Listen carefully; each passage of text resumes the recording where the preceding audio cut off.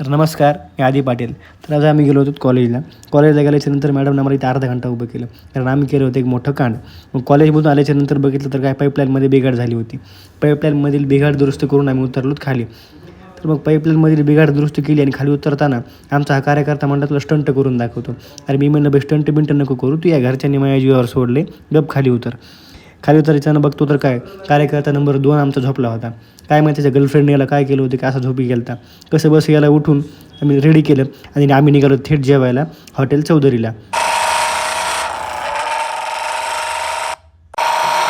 हॉटेलला पोहोचलोत आणि तिथं गेलं की पहिले 10-15 मिनटं तर टाईमपासमध्येच गेले.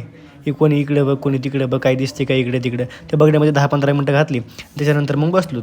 कसं बसलोत. त्याच्यानंतर काही जणांनी पहिल्यांदा ढाब्यात आल्यासारखं केलं आणि तेज भाज्या मागवल्या. खालून वरून धुप्पण जरी निघालं तरी शेवटपर्यंत आमचा परभणीचा कार्यकर्ता तटत राहिला आणि आखी प्लेट संपूनच पठ्या वाघ उठला. शेवटी आम्ही आईस्क्रीम खाल्ली आणि आजच्या दिवसाचा गोड शेवट केला. धन्यवाद.